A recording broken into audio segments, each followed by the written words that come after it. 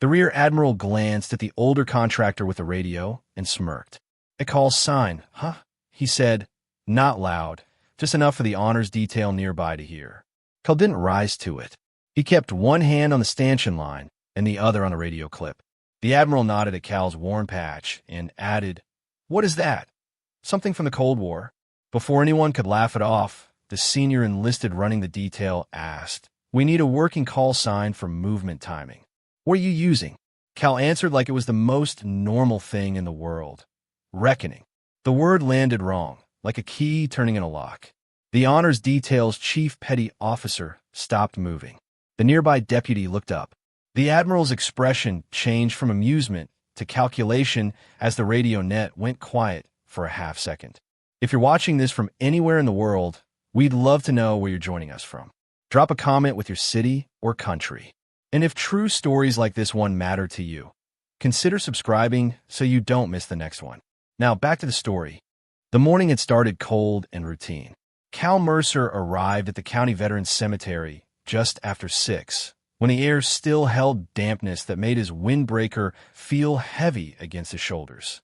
He signed a clipboard at the operations office counter, pulled a handheld radio from the charging rack, and walked out to the staging lane with a stack of orange cones under one arm.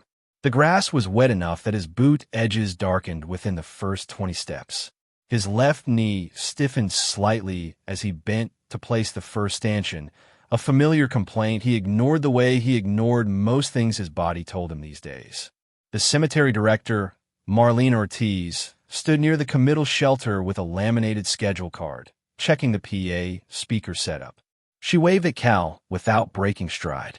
He raised 2 fingers in acknowledgement and kept working. The Navy Honors Detail arrived in a van around 6:30, 8 sailors in dress blues who moved with the efficient boredom of people who had done this many times before. Their senior enlisted, Chief Petty Officer Ryan Maddox, stepped out first, adjusted his cover, and immediately started pointing at zones and asking questions about timing. Cal heard him before he saw him. Sharp voice, clipped sentences, the kind of tone that expected answers fast. When Maddox noticed Cal using proper radio phrasing to confirm a traffic lane with the sheriff's deputy, he walked over. "You ex-military?" Maddox asked, not friendly but not hostile either. Cal nodded once. "Navy. Long time ago." Maddox's eyes flicked to the faded patch on Cal's windbreaker, something unofficial and worn nearly illegible. "Cold War era?" Cal didn't answer, just went back to adjusting a cone. Maddox frowned, but moved on, muttering something to another sailor about keeping the comms net clean. The Rear Admiral arrived just before 7, stepping out of a staff car with a protocol officer at his side. Rear Admiral Thomas Klein was tall, fit in the controlled way of someone who scheduled gym time between meetings, and his uniform looked like it had been inspected twice before he left the house. He shook hands with the cemetery director, nodded politely at the sheriff's deputies managing the growing line of vehicles, and paused when he saw Cal holding a radio near the stanchion line. The joke came easily, the kind of light comment meant to fill awkward pre-ceremony silence. Cal's face didn't change. He'd heard dismissive remarks before, usually from people who saw an 81-year-old man in work pants and assumed he was just filling space until a paycheck cleared. But then Maddox asked the practical question, what call sign should the detail use to avoid confusion on the open channel? And Cal gave the answer that had once been routine, reckoning. The word hung in the cold air for a beat too long. Maddox's hand, halfway to his earpiece, froze. The protocol officer, Lieutenant Commander Priya Shah, looked up from her phone. One of the sheriff's deputies tilted his head slightly, the way people do when they've heard something that doesn't fit the context. Admiral Klein's expression shifted from mild amusement to something more careful, more alert. The silence stretched just long enough to feel wrong, and then Maddox broke it with the only reasonable response a professional could give. "Sir, I need to verify that." He hadn't always been the old man who slept in a pickup truck when a motel money ran out. Calvin Arthur Mercer had enlisted in the Navy in 1966, 3 months after his 22nd birthday, and spent the next 20 years making sure people could talk to each other when it mattered most. He wasn't a pilot or a SEAL or someone whose name appeared in headlines. He was communications, first as a radio man, Then, as a senior enlisted specialist in message routing, cryptologic support, and crisis control comms for fleet operations. His call sign, Reckoning, came from a night in 1972 during an underway replenishment exercise that went sideways in poor visibility. Ships were supposed to maintain precise distances while transferring fuel and supplies, but radio discipline collapsed under the pressure of weather static and overlapping transmissions. Cal was the junior comms watch who stopped the chaos by enforcing one simple rule: timestamps, repeatbacks, and a strict routing plan. No guessing, no assumptions. A senior officer later wrote in an internal note that Mercer kept the whole evolution from turning into disaster, and someone on the watch floor joked that he didn't guess. He reckoned. The word stuck. It appeared in a few incident reports, in training memos, in the kind of documentation that lived in filing cabinets and microfiche archives long after the people who wrote it retired or died. Cal's reputation wasn't built on heroics. It was built on reliability. He was the person who signed a log cleanly, who corrected mistakes without humiliation, who stayed ready and stayed quiet. That last phrase, stay ready, stay quiet, became his personal motto, borrowed from old watch floor advice that meant be prepared for emergencies and don't clutter the comms net with ego. It worked for 2 decades. It worked less well when the Navy became his past and survival became his present. The breaking point came on January 12, 1974, in a radio room passageway on a ship underway in the Western Pacific. It wasn't a battle. It was a machinery space fire that triggered alarms, forced electrical reconfigurations, and required the kind of coordinated response that depended on people doing their jobs without panic. Cal was on comms watch, tasked with keeping message traffic flowing while damage control teams worked below. The fire alarm wasn't dramatic. It was a harsh, repetitive sound that cut through the normal hum of shipboard life. Cal smelled something sharp, like burning insulation, before he saw smoke. He heard boots on metal steps, voices shouting short instructions, the slap of a fire hose being dragged across deck plates. The radio room had to keep transmitting, which meant people stayed in place even as the air grew hotter and thicker. Cal grabbed a clipboard and started logging times, writing down who said what and when, because that's what the system required. When a damage control team called for a boundary check near the comm spaces, Cal moved with another sailor to secure a heavy door. They worked by feel because their eyes watered from the smoke. A hatch cracked open somewhere close, releasing a burst of superheated vapor that hit like an oven door swinging wide. Cal felt it on his neck and jawline, a searing contact that made him step back instinctively.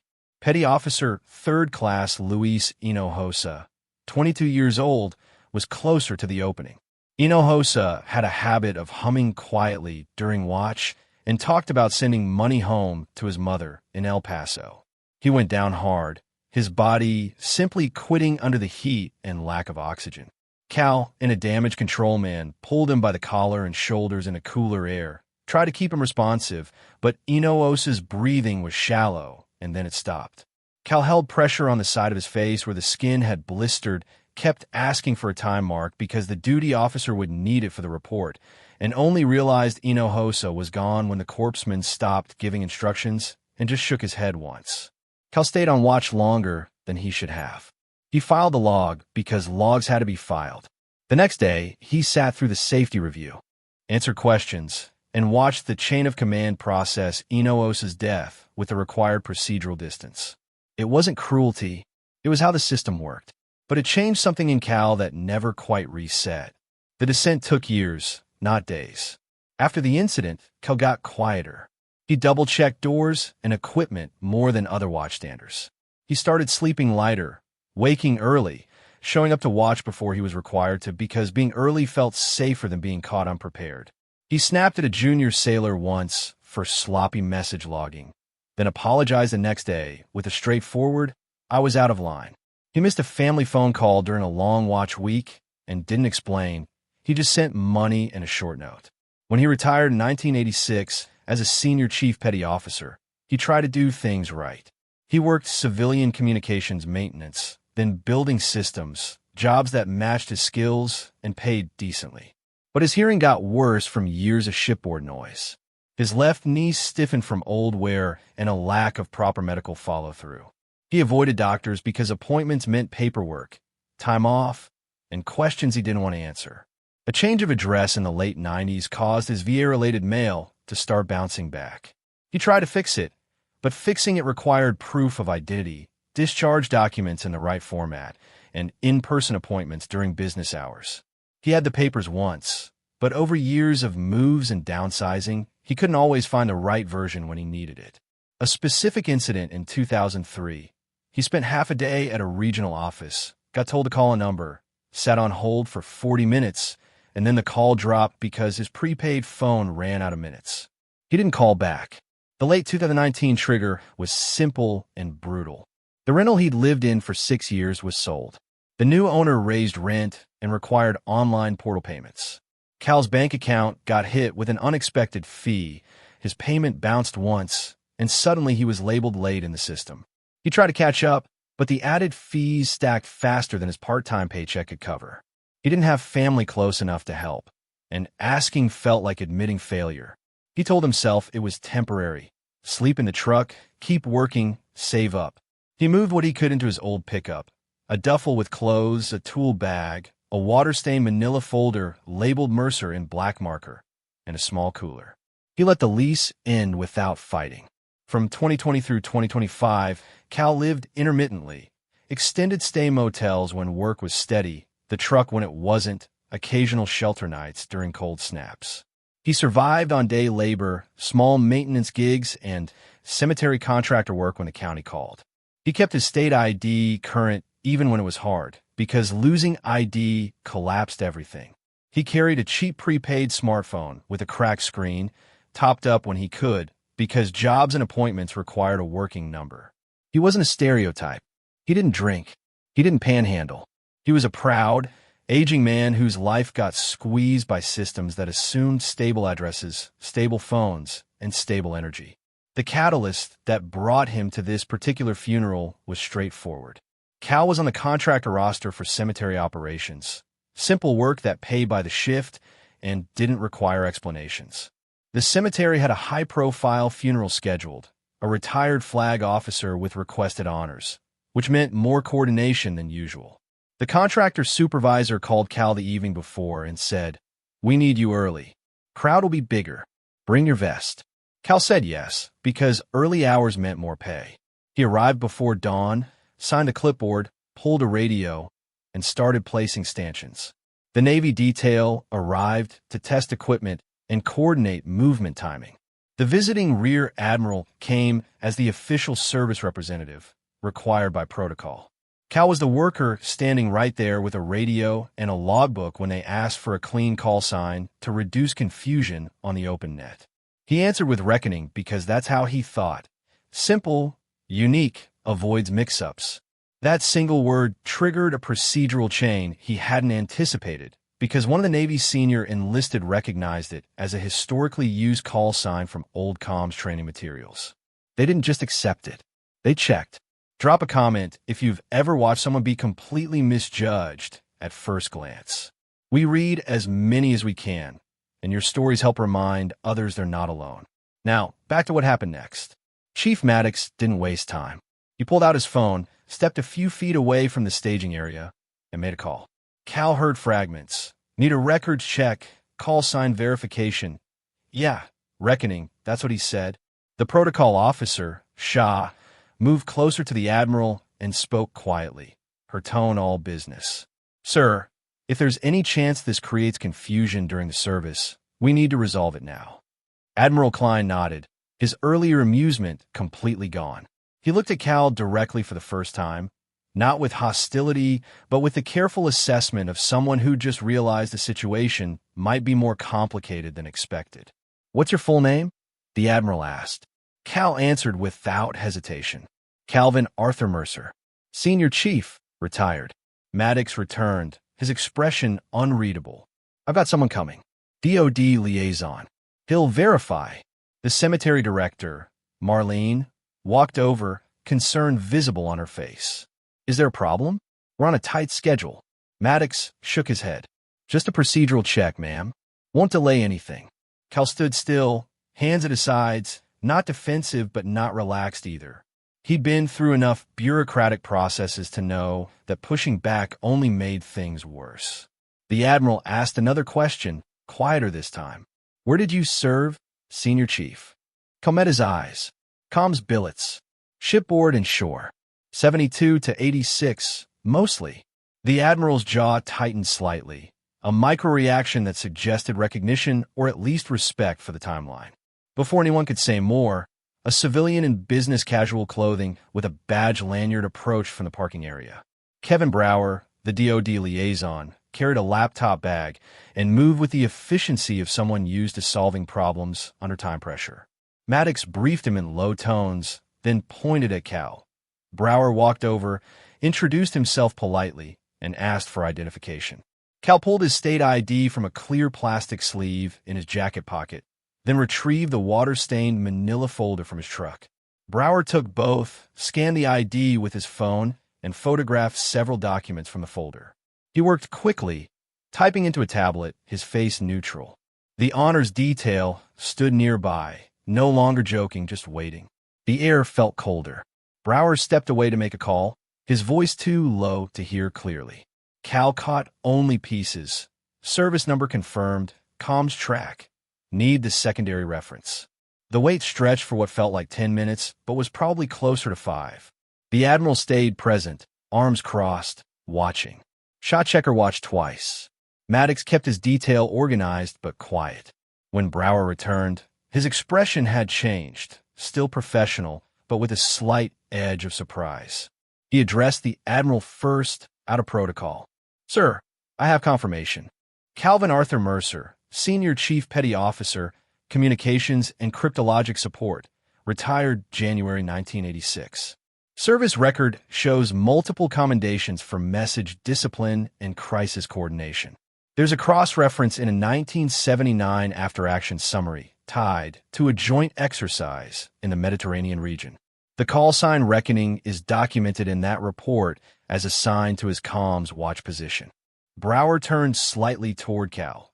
There's also a medical notation from 1974, burn injury sustained during shipboard fire response. He didn't elaborate, but the way he said it made clear he'd read enough to understand. The Admiral's posture changed. His shoulders squared, and when he spoke again, his tone carried none of the earlier casual dismissal. Senior Chief Mercer, my apologies for the confusion. Cal nodded once, a small movement that acknowledged the words without making a scene. Maddox stepped forward, his earlier skepticism replaced by something resembling embarrassment. Senior Chief, he said, the title coming out naturally now. We'll proceed with your call sign as planned. No further issues. The room, or rather, the open staging area, fell into a specific kind of silence, the kind that happens when people realize they've made assumptions that didn't hold up under scrutiny. Brower wasn't finished. He made 2 more calls, took notes on his tablet, and then printed a single-page verification sheet using a portable printer he pulled from his bag. He handed copies to the cemetery director and the Admiral, keeping one for his own file. This is for your records, he said to Marlene. Documentation of identity confirmation and service verification, in case there are follow-up questions. He turned back to Cal. Senior Chief, I'm also going to coordinate with a local Veterans Service officer. There are benefits and services you may be eligible for that aren't currently active in the system. I'll need about 15 minutes after the service to go over next steps, if that works for you. Cal hesitated, the instinct to deflect help rising automatically, but he pushed it down. What do I need to bring, he asked. Brower's answer was practical and clear. Just what you have in that folder. We'll scan it properly, get you a case number, and start the re-enrollment process. There's a VSO office about 4 miles from here. I'll give you the address and make sure they're expecting you. The Admiral listened to this exchange, then made a decision. Chief Maddox, make sure Senior Chief Mercer is included in any post-service coordination. If you need to ride to that appointment, we'll arrange it. Maddox nodded immediately. Yes, sir. One of the older attendees, a retired Navy captain who'd arrived early for the funeral, approached slowly. He'd been standing close enough to hear parts of the conversation. Excuse me, he said, addressing Cal directly. Did you say reckoning? I saw that call sign in an old training binder when I was a junior officer at Dam Neck. 1980-something. Comms discipline drills. Cal looked at him, memory stirring, but not quite connecting a face to a name. Could be, he said simply. The captain extended his hand. I thought that was just a training exercise call sign. I didn't know it belonged to an actual person. They shook hands, brief and firm, and the captain stepped back without saying more. The gesture was small, but witnesses noticed. The silence deepened. Not awkward now, but respectful, the kind of quiet that settles when people recognize they're standing next to history they almost missed. What would you do in this situation? If you were standing there, would you step in or stay quiet and watch? Tell us in the comments what your honest reaction would be. Now, let's see what they did. The funeral itself proceeded without incident. Cal resumed his duties, managing radio coordination and ensuring the timing of the procession stayed clean. The honors detail performed with precision. Flag folding, rifle salute, taps played cleanly over the PA system. Admiral Klein delivered brief remarks on behalf of the Navy, honoring the deceased officer's career and sacrifice. Cal stood off to the side, near the equipment table, doing his job the way he'd always done it, quietly, competently, without drawing attention. But something had shifted. When Maddox needed a timing confirmation, he addressed Cal as Senior Chief without hesitation. When one of the younger sailors fumbled with a stanchion during breakdown, Cal stepped over and showed him the faster way to collapse it, and the sailor thanked him respectfully. The protocol officer, Shah, approached Cal as the crowd began to disperse. Senior Chief, the Admiral would like a word before he leaves, if you have a moment. Cal nodded and followed her to where Admiral Klein stood near the staff car, away from the main foot traffic. The Admiral's demeanor was direct, but not patronizing. Senior Chief Mercer, I wanted to personally thank you for your service and for your professionalism this morning. I also want to make sure you follow through with Chief Brower's coordination. If there are any obstacles, administrative, logistical, whatever, you contact my office directly. He handed Cal a card with a phone number written on the back. That's my aide's direct line. Use it if you need to. Cal took the card, studied it briefly, then looked up. Appreciated, sir, he said, his voice steady. I'll follow through. The Admiral extended his hand. They shook, and for a moment the gap between a two-star flag officer and an aging enlisted man who'd been sleeping in his truck narrowed to something simpler. Two people who understood what service meant and what it cost. Brower met with Cal in the cemetery's small operations office about 20 minutes later. He spread the documents from the manila folder on the desk, photographed each page with care, and entered information into a secure database. Your DD 214 is faded but readable, Brower said. I'm uploading it now. We'll get you a certified copy within 2 weeks. Your service number and SSN match the records, so that's clean. What's missing is an updated address and a current point of contact. Cal provided the motel's mailbox service address and his prepaid phone number. Brower wrote both down, then handed Cal a printed sheet with appointment details. Veteran Service Office, Thursday at 10 a.m. The officer's name is Linda Ruiz.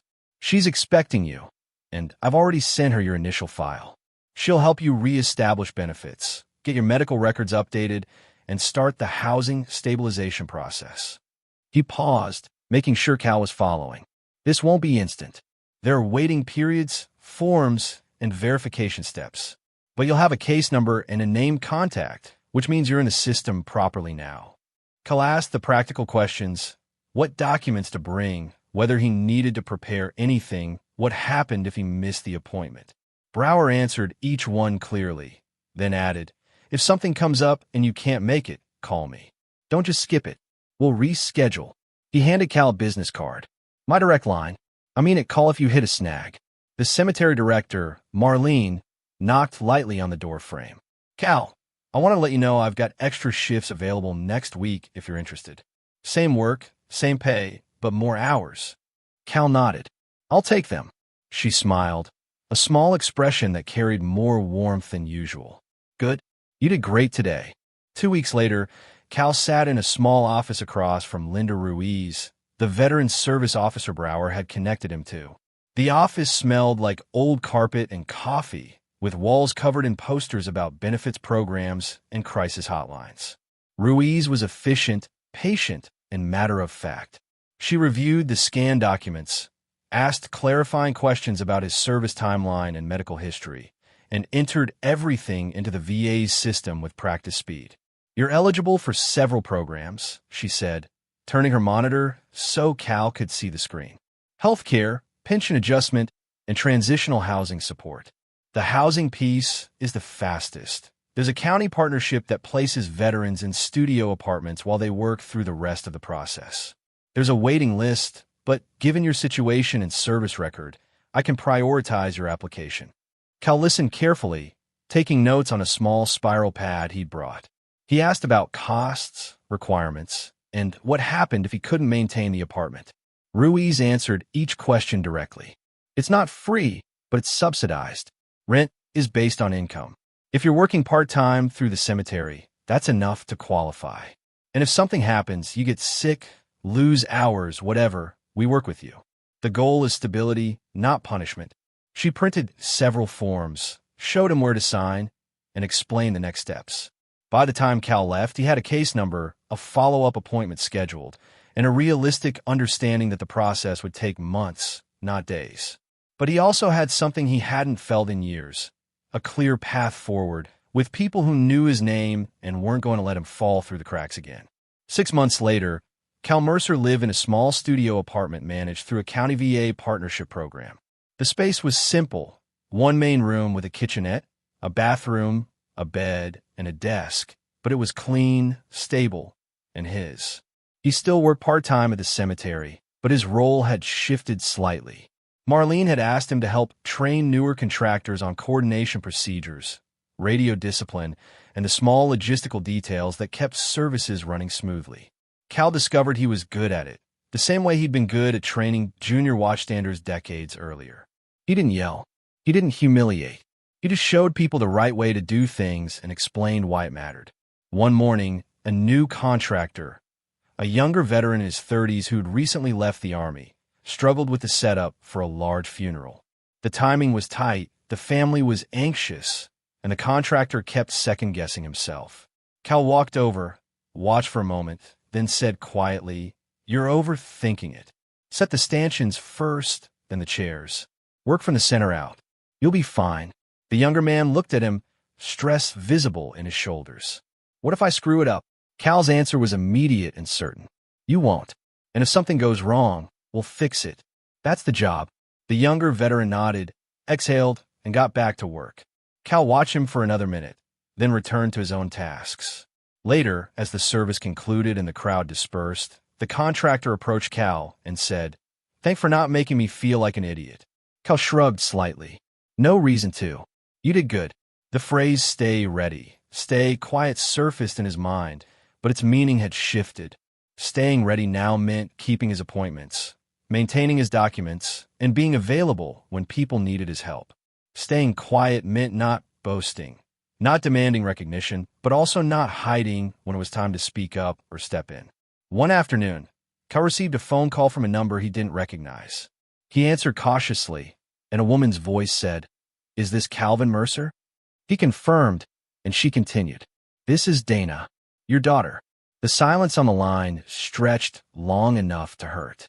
Cal hadn't spoken to Dana in over 3 years, not since a brief, strained conversation that had ended with her saying she couldn't keep trying if he wouldn't accept help.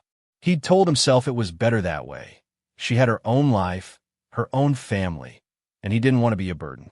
But the liaison had listed her as an emergency contact in the old records, and when the VA coordinated his case, someone had reached out to verify next of kin. "I know," Cal said finally, his voice rougher than he intended. "I'm sorry I didn't call." Dana's response was careful, guarded. "The VA office said you're in a housing program now, that you're stable." Cal confirmed it, giving her the basics without embellishing. She asked a few more questions, where he was living, whether he was okay, if he needed anything. He answered honestly, and when the conversation ended, she said, "I'm not saying everything's fine between us, but I'm glad you're getting help." Cal agreed. "Me too." They didn't make plans to meet, didn't promise regular calls, but the line stayed open. It wasn't a reunion. It was a start. If this story hit you even a little, consider subscribing so more people can hear stories like this. It helps the channel more than you know. Now, here's the final piece. On a cold morning nearly identical to the one 6 months earlier, Cal arrived at the cemetery for another high-profile funeral. He signed in, pulled a radio, and began setting up stanchions with the same methodical care he always used. A new honors detail arrived, and their senior enlisted, a Master Chief this time, asked for a coordination briefing. Cal provided it cleanly, using the same disciplined radio language that had once defined his career. The Master Chief listened, nodded, and said, "Solid. What's your background?" Cal answered simply, "Navy. Comms. Long time ago." The Master Chief studied him for a moment, then extended his hand. "Master Chief Delaney, pleasure working with you." They shook hands, and the moment passed without drama or speeches. Later, as the service concluded and the crowd dispersed, Cal stood near the equipment table and watched the honor guard fold the flag with precise, practiced movements. The ritual was the same as it had always been: triangular folds, white gloves, a careful presentation to the grieving family. He'd seen it dozens of times now, but it still carried weight. The deceased veteran being honored that day had served in Desert Storm, a different war and a different generation, but the respect was identical. Cal thought briefly about Inohosa, about the cold passageway and the moment when breathing stopped, and then he let it go. The past didn't need to be carried every minute of every day. It just needed to be remembered when it mattered. As the last attendees left and the cemetery crew began breaking down chairs, Cal helped coil cables and stack equipment. The work was simple, physical, and strangely grounding. He wasn't a legend. He wasn't a hero waiting to be discovered. He was a man who'd served, survived, struggled, and through a combination of procedure, persistence, and people who cared enough to check the records, found his way back to stability. The call sign reckoning still existed in old files and training materials, a small piece of documentation that proved he'd been there and done the work. But the name that mattered now was Calvin Mercer, and it appeared on an apartment lease, a work schedule, and a benefits file that someone checked regularly to make sure he didn't slip through the cracks again. Thank you for staying with this story all the way to the end. Real dignity isn't created by grand gestures or speeches. It's restored by procedures done right, by people who treat records and humans with equal seriousness, and by the quiet discipline of showing up and doing the work. If stories like this one matter to you, please subscribe so we can keep sharing them. And check out another story on screen now about a veteran whose skills were dismissed until the moment they were desperately needed. Stay ready, stay quiet, and take care of each other.